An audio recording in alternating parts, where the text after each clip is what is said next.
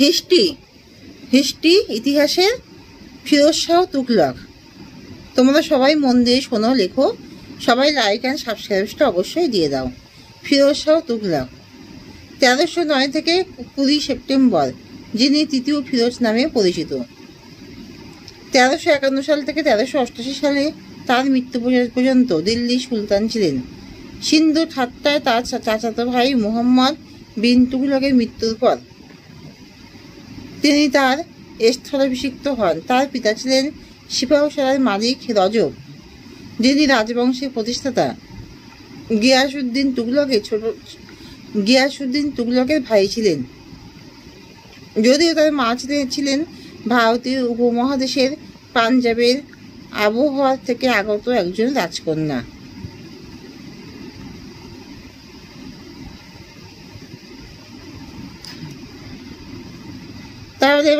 তাহলে বলছি, ফিরোজ শাহ অসংখ্য শহর ও সেচ প্রকল্প নির্মাণের জন্য কৃতিত্ব প্রাপ্ত এবং পাঞ্জাব ও হরিয়ানা অঞ্চলে ফিরোজপুর, হিসার এবং ফতেহাবাদ তৈরির মাধ্যমে একজন মহান নির্মাতা হিসেবে বিবেচিত। ফিরোজ শাহের রাজত্বকালে বাংলার সিন্ধু এবং কাংড়ার রাজাদের মতো অসংখ্য বিজয় অর্জন করা হয়েছিল। যদিও সিংহাসন লাভের পর এটি উল্লেখ করা হয়েছে যে তিনি সফলতার সাথে একটি মঙ্গল আক্রমণ প্রতিহত করেছিলেন। তোমরা সবাই মন দিয়ে শুনছো তো? সবাই লিখছো তো? লিখে রেখে দাও। আর সবাই কিন্তু সাবস্ক্রাইবটা, লাইক অ্যান্ড সাবস্ক্রাইবটা সবাই দিয়ে দিও।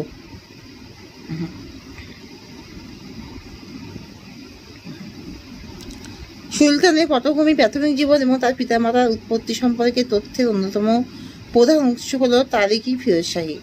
বর্ণিত আছে যে গিয়াসউদ্দিন তুগলক তার ভাই সিপাহসালার রজবকে পাঞ্জাবের দিপালপুরের রায়দের একজনের কন্যার সাথে বিবাহ করাতে চেয়েছিলেন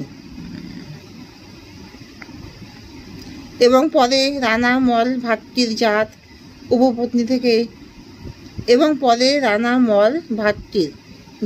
উপপত্নী থেকে জন্ম নেওয়া কন্যা বিবি নাইলার সৌন্দর্য সম্পর্কে জানতে পেরেছিলেন।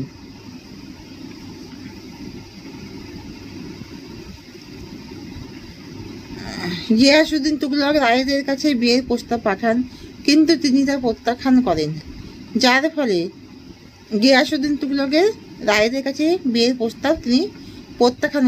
ফলে সুলতান তাদের কাছ থেকে 1 বছরের রাজস্ব দাবি করেন এবং 3 দিনের জন্য জনগণকে কষ্ট দেন। বিবি নাইলার মা গিয়াসউদ্দিন তুগলকের তীব্রতায় বিরক্ত হয়েছিলেন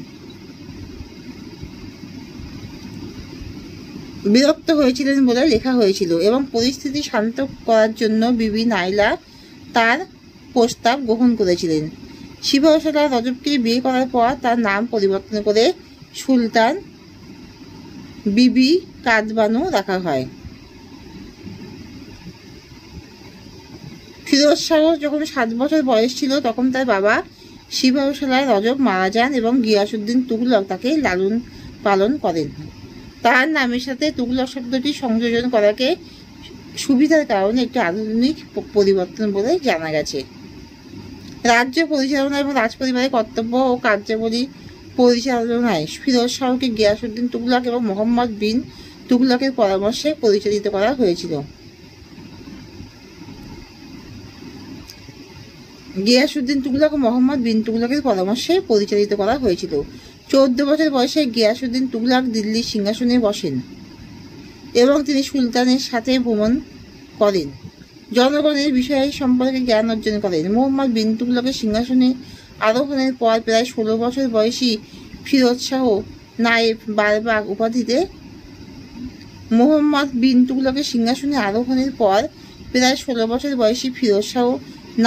বারবাগ উপাধিতে প্রভুর চেম্বারলেইনের ডেপুটি নায়েব-ই আমির হাজির পদ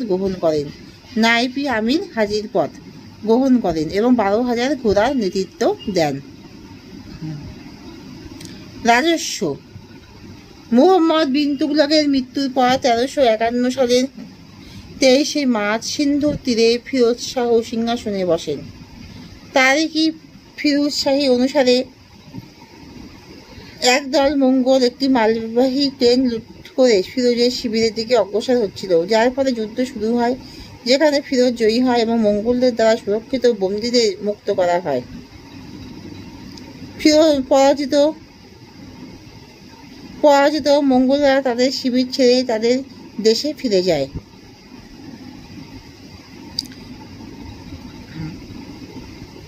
যার ফলে সম্মান হিসেবে ফিরোজ শাহের প্রথম বিজয় সুনিশ্চিত হয়।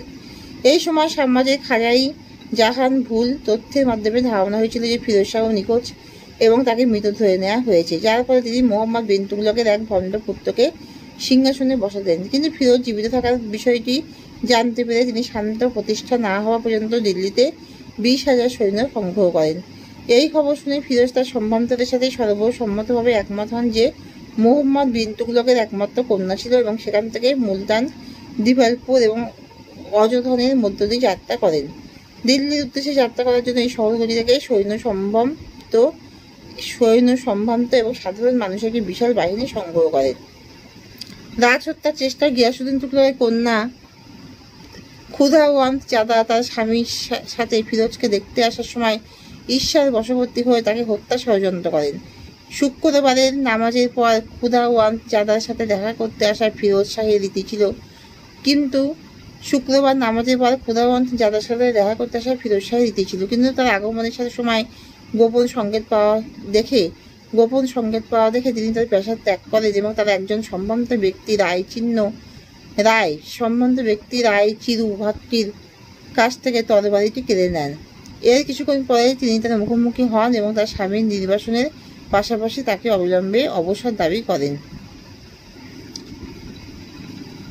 বাংলার আক্রমণ 1353 সালে ফিরোজ শাহ শামসুদ্দিন ইলিয়াস শাহের শাসিত বাংলা অঞ্চল আক্রমণ করার জন্য প্রস্তুত হন এবং 70,000-এর বেশি সৈন্য নিয়ে কোশি নদীর তীরে শিবির স্থাপন করেন। এই সময় গোরক্ষপুরের শাসক ফিরোজের কাছে আত্মসমর্পণ করেন এবং 20,000-এর বেশি টঙ্কার কর প্রদান করেন। ফিরোজ শাহের সেনাবাহিনী কোশি নদী পার হওয়ার ফলে শামসুদ্দিন ইলিয়াস শাহ তার সেনাবাহিনী নিয়ে পশ্চিমবঙ্গের একডালায় পালিয়ে যান। এর পরপরই তিনি শহরটি অবরোধ করেন, কিন্তু পশ্চাৎপসরণের ভান করেন, যার ফলে শামসুদ্দিন ইলিয়াস শাহ তার সেনাবাহিনী নিয়ে শহর ছেড়ে চলে যান, যাতে সুলতানদের পশ্চাৎপসরণ হয়রানি করা হয়।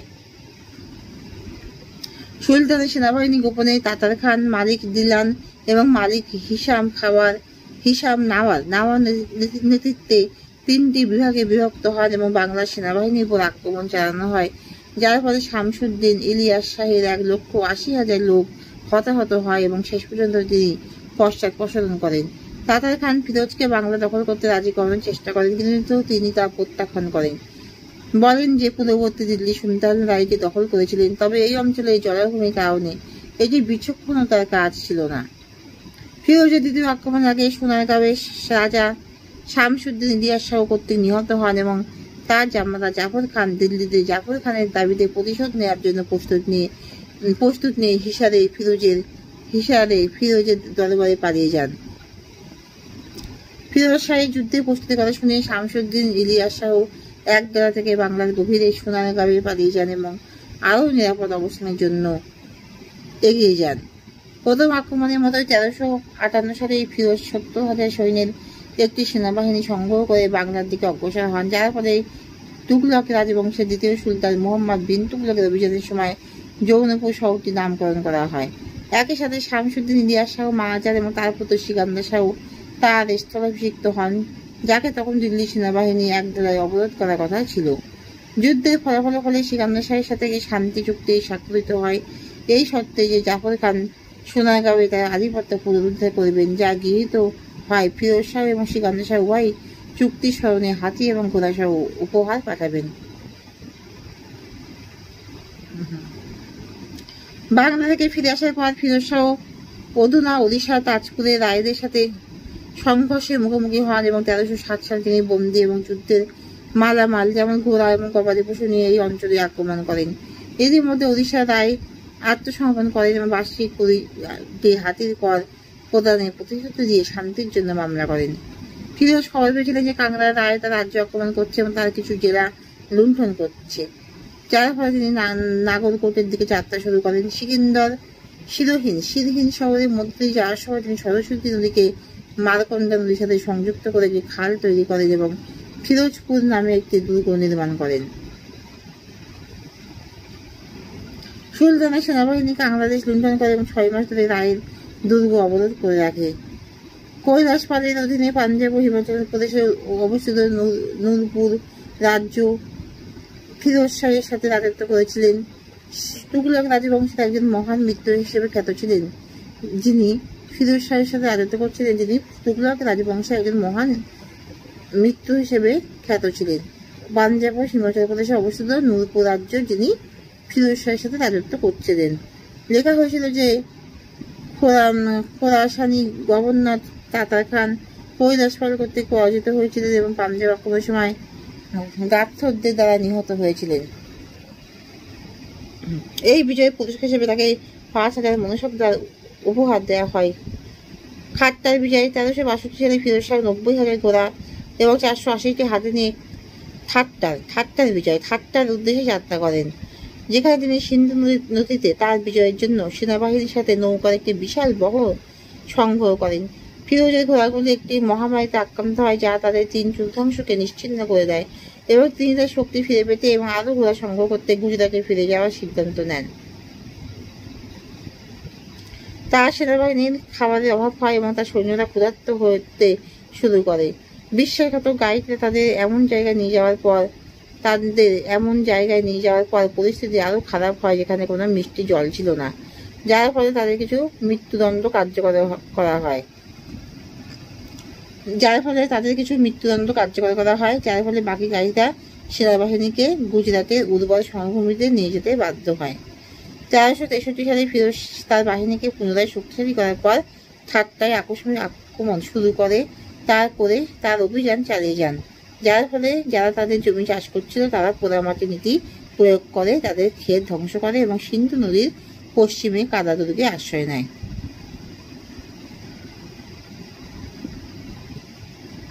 ফিরোজ নদী পার হয়ে শহর অবরোধের জন্য তার 2টি সেনাদল পাঠান, কিন্তু খুব একটা ভাগ্যবান না হয়ে তারা পিছু হটতে বাধ্য হয় এবং দিল্লি থেকে আরো সৈন্য সংগ্রহ করে। এই সময় দিল্লি সেনাবাহিনী বিজিত ভূমি থেকে ফসল সংগ্রহ করে খাদ্য সরবরাহ পুনরায় পূরণ করে এবং ঠাট্টার সেনাবাহিনীকে দুর্ভিক্ষের মুখে ঠেলে দেয়, যার ফলে শাসকরা দিল্লিতে বার্ষিক 4 লক্ষ টাকা কর দিয়ে ফিরোজের কাছে আত্মসমর্পণ করেন। মৃত্যু বার্ধক্যজনিত কারণে ফিরোজ শাহ 1387 সালে তার পুত্র মোহাম্মদ শাহ তৃতীয়কে সিংহাসনে ফিরোজ শাহ 1387 সালে তার পুত্র মুহাম্মদ শাহ তৃতীয়কে দিয়ে সিংহাসন ত্যাগ করেন। কিছু রাজকীয় দায়িত্ব পালন থেকে বিরত থাকার পর দিল্লির অভিজাতরা মুহাম্মদের বিরুদ্ধে অভিযান চালান। ফিরোজ তার তুগলক খানকে রাজকীয় উপাধি প্রদান করেন।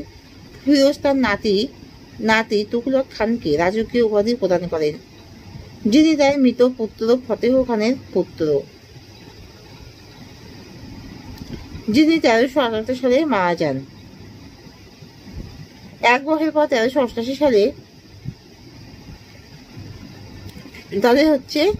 যিনি 1374 সালে মারা যান। 1 বছর পরে 1388 এর কিছু বছর পরে 1388 সালে ফিরোজ 78 বা 79 বছর বয়সে 37 বছর শাসন করার পরে মারা যান। তার সমাধি দিল্লির হাউস খাসে অবস্থিত আলাউদ্দিন খলজি নির্মিত পুকুরের কাছে এবং সমাধির সাথে সংযুক্ত একটি মাদ্রাসা রয়েছে, যা 1352 থেকে 1353 সালে ফিরোজ কর্তৃক নির্মিত হয়েছিল। ফিরোজ শাহের কিংবদন্তি হলে ফিরোজ শিকারে বের হন, তখন তিনি ঘন জঙ্গলে তৃষ্ণার্ত বোধ করেন, কিন্তু সেখানকার জমি বালুকাময় এবং অসমতল হওয়ায় সেখানে পানির প্রচন্ড অভাব ছিল। ফিরোজ এত তৃষ্ণার্ত ছিলেন যে তিনি ঘোড়া থেকে পড়ে অজ্ঞান হয়ে পড়েন। এই সময় গুজ্জর উপজাতির একটি মেয়ে সেখান থেকে যাচ্ছিল। সে যে দুধওয়ালায় কাজ করত, তখন সে তাকে অজ্ঞান অবস্থায় পড়ে থাকতে দেখে তখন সে সুলতানকে কিছু দুধ খাওয়ায়, যার ফলে ফিরোজ জ্ঞান ফিরে পায়।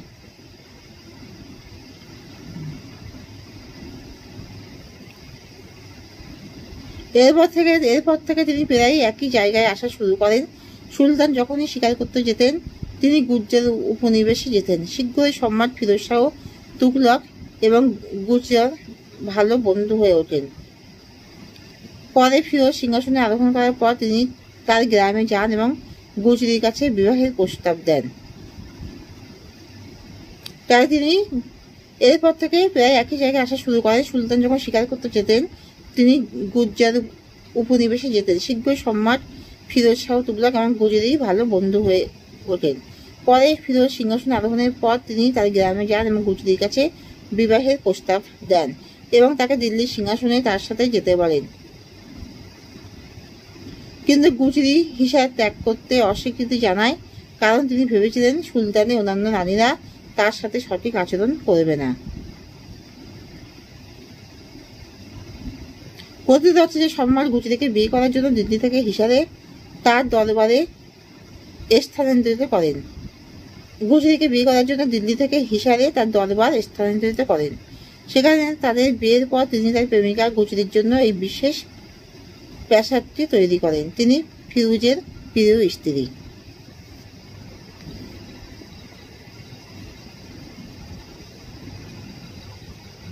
প্রশাসনিক নীতিমালা। ফিরোজ শাহ একজন সুফি মুসলমান যিনি ইসলামের আইন মেনে চলার চেষ্টা করেছিলেন এবং শরিয়া নীতি গ্রহণ করেছিলেন।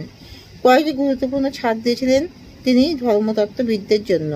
তিনি এমন প্রথা নিষিদ্ধ করার চেষ্টা করেছিলেন যেগুলিকে গোড়া ধর্মতত্ত্ববিদরা ইসলাম বিরোধী বলে মনে করতেন।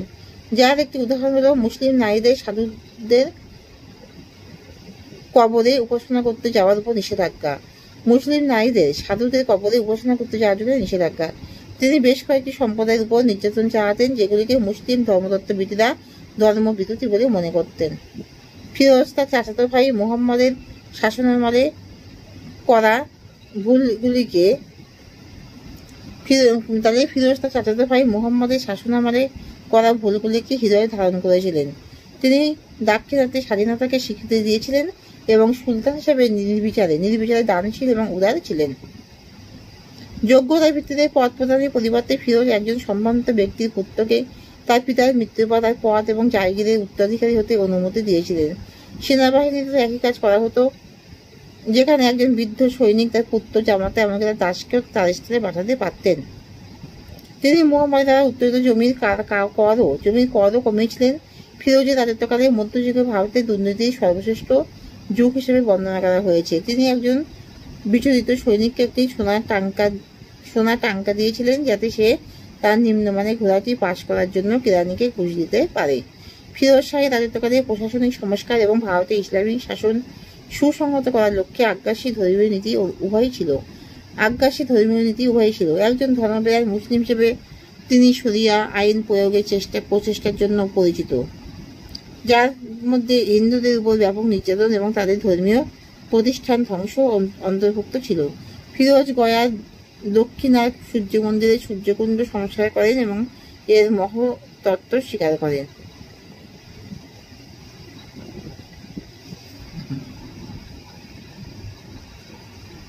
ফিরোজ তার জনগণের বস্তুগত কল্যাণ বৃদ্ধির জন্য অর্থনৈতিক নীতিমালা প্রণয়ন করেন।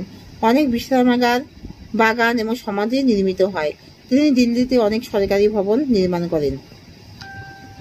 তিনি 1354 সালে হিসারে ফিরোজ শাহ প্রাসাদ কমপ্লেক্স নির্মাণ করেন। 300-টির বেশি গ্রামে এবং 5টি প্রধান খাল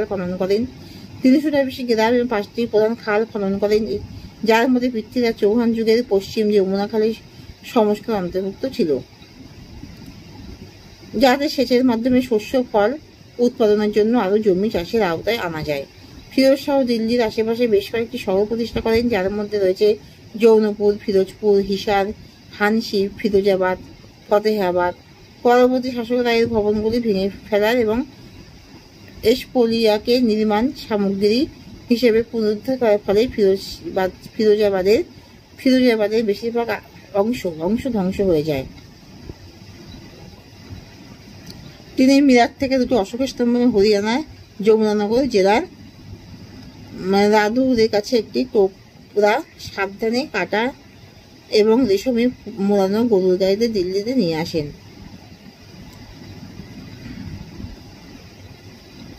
তাহলে মুসলমানদের ধর্মীয় শিক্ষাকে উৎসাহিত করার জন্য বেশ কয়েকটি মাদ্রাসা, মূল আরবি বহুবচন মাদ্রাসা, ইসলামী ধর্মীয় বিদ্যালয় খোলা হয়। তিনি দরিদ্রদের বিনামূল্যে চিকিৎসার জন্য হাসপাতাল স্থাপন করেছিলেন এবং ইউনানি চিকিৎসার উন্নয়নে চিকিৎসকদের উৎসাহিত করেছিলেন। তিনি দেওয়ানি খাইরাত বিভাগের অধীনে দরিদ্র পরিবারের মেয়েদের বিয়ের জন্য অর্থ প্রদান করেছিলেন। তার কাছে ফার্সি, আরবি এবং অন্যান্য ভাষায় পাণ্ডুলিপির একটি বিশাল ব্যক্তিগত গ্রন্থাগার ছিল। মুসলমানদের ধর্মীয় শিক্ষাকে উৎসাহিত করার জন্য তিনি কয়েকটি মাদ্রাসা স্থাপন করেন।